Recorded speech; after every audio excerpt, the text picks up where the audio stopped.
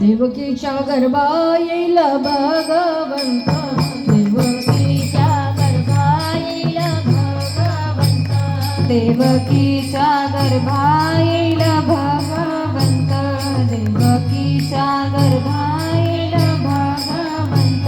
रक्षील ब्राह्मण गायी भक्त, रक्षील ब्राह्मण गायी भक्त, रक्षील ब्राह्मण गायी भक्त, रक्षील ब्राह्मण गायी भक्त. देवकीच्या गर्भा येईल भगवंत, देवकीच्या गर्भा येईल भगवंत. हो, देवकीच्या गर्भा येईल भगवंत, रक्षील ब्राह्मण गायी भक्त. धर्म रक्षावय अवतार निशी आणि आपुल्या पायशी. संध्याकाळ झाली, देवाने सभा भरवली. ए मेरे प्यारे भाई और बहनों, ऐका नाही का भाईंनो? ए खाओ पिओ रेश करो, याच्याकरता आपण आलो नाही. उठो जवानो, करके बताओ. कहने के दिन आप वेद म्हणतात की उत्तिष्ठत जाग्रत प्राप्य वराणी बोधत सुरक्षदाय निश्चतया दुर्गम पतत्सत कवयो वदंती. वेद आपल्याला आव्हान करतो, उठा, जागे व्हा आणि तुमच्या ध्येयापर्यंत चालू लागा. आपल्याला कार्य करायचं आहे. म्हटलं कोणतं?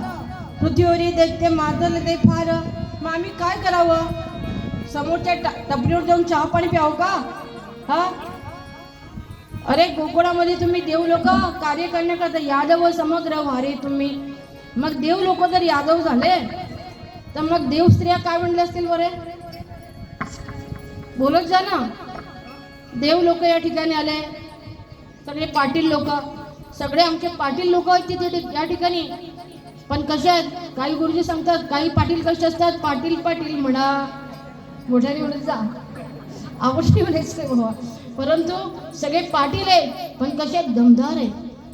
हा, कार्य करण्याकरता हा या ठिकाणी शूर आहे. शौर्यम तेजो दाक्ष युद्ध चाप्य पलायना दानमीश्वर शास्त्रम धर्म स्वभावजम.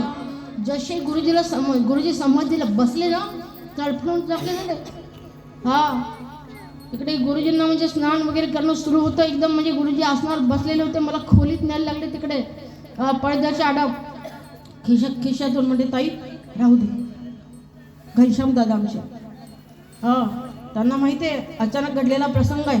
भद्रावतीचे सगळे कार्यकर्ते आले, 65,000 रुपये हातात टाकून दिले त्यांनी.